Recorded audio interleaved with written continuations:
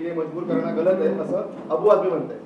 जो देश में हम रहते हैं, ज्या देशामध्ये आपण राहतो तो एक हिंदू राष्ट्र आहे आणि या देशामध्ये राहून अगर आपण राष्ट्रभक्त असाल तर तुम्हाला ह्या देशाचे नियम कायदे, देशाचे झेंडा, देशाचा जो काही राष्ट्रगीत आहे तो स्वीकारायलाच लागेल। नाहीतर तुम्हाला पाकिस्तान आणि कराची आणि बांगलादेश जाण्यामध्ये तुम्हाला कोणी थांबवलेलं नाहीये। पण आमच्या देशामध्ये राहून आमच्या देशाला, तिरंगाला तुम्ही स्वीकारत नसाल, आमच्या राष्ट्रगीताला अगर तुम्हाला स्वीकारत नसाल ना, तर तुम्हाला आमच्या देशामध्ये राहण्याचा काही अधिकार नाही।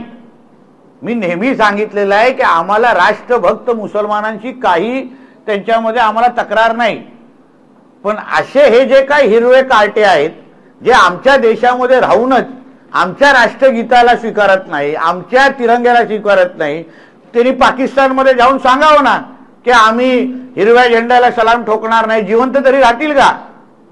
मग असे हे अबू आझमी सारखे हिरवे वळवळणारे सापांमुळेच आज देशाचं वातावरण खराब होत आहे। म्हणून ज्याला राष्ट्रगीत म्हणायचं नसेल, ज्याला आमचा तिरंगा स्वीकारायचं नसेल, त्यांनी पाकिस्तान आणि बांगलादेशमध्ये निघून जावं, त्यांची जागा आमच्या हिंदू राष्ट्रामध्ये नाही।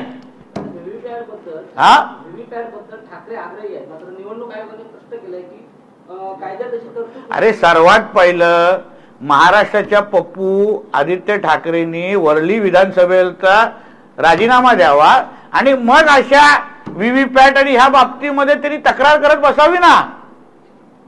स्वतः ईव्हीएम वर निवडून आलेला आहे तेव्हा काय वाटलं नाही, मग तुम्हाला ईव्हीएम वर एवढी हरकत आहे ना, चला वरळीचा राजीनामा द्या आणि परत निवडून येण्याची हिंमत दाखवा, आम्ही काही हरतो, चला असेल हिंमत तर बोला, नाहीतर उगाच या म्यावम्यावला कोण महत्व देत नाही।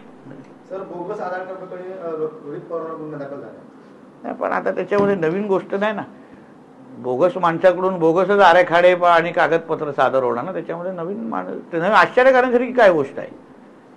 ठीक, मुख्यमंत्र्यांनी कर्जमाफीची तारीख न दिल्यास रेट बंद करू असा पंतप्रधान काय काय मुख्यमंत्र्यांनी बघा, एक लक्षात घ्या, आदरणीय मुख्यमंत्री साहेब हा विषय हाताळत आहेत, ते स्वतः यांच्याबरोबर बैठक घेणार आहे अशी माझी माहिती आहे।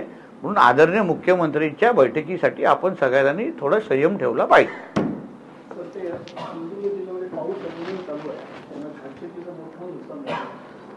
असं आहे की आपण मोठ्या प्रमाणामध्ये आपले पंचनामे करण्याचं काम सुरू आहे। 2 मंडळ असे आहेत जिथे 65 मिलीमीटर पेक्षाही जास्त पाऊस पडलेला आहे।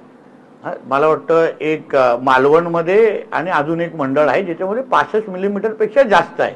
त्याचे 65 मिलीमीटर पेक्षा जास्त पाऊस पडला तर कलेक्टरना अधिकार आहे डायरेक्ट नुकसान भरपाई आणि या सगळ्या गोष्टी देण्याचा। मी आश्वस्त करतो तुमच्या पत्रकार मित्रांच्या माध्यमातून सिंधुदुर्ग जिल्ह्याच्या प्रत्येक शेतकरी बांधवांना जेवढं झालेलं नुकसान आहे ते सगळेचे आकडे रोज आमच्याकडे येतात, व्यवस्थित पंचनामे केल्याचं काम होत आहे।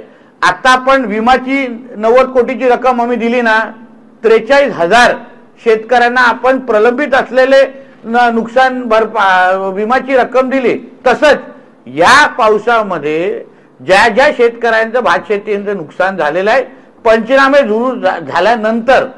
झाल्यानंतर जो फायनल आकडा येईल, जे फायनल अंदाज येतील त्याप्रमाणे जास्तीत जास्त नुकसान भरपाई, मी कुठेही एवढंच देणार तेवढं देणार बोलणार नाही, पण प्रत्येकाला जास्तीत जास्त नुकसान भरपाई त्यांच्या नुकसानानुसार हे निश्चित पद्धतीने दिली जाईल, हे मी जिल्ह्याचा पालकमंत्री म्हणून शेतकऱ्यांना आणि जिल्हावासियांना आश्वस्त करतो।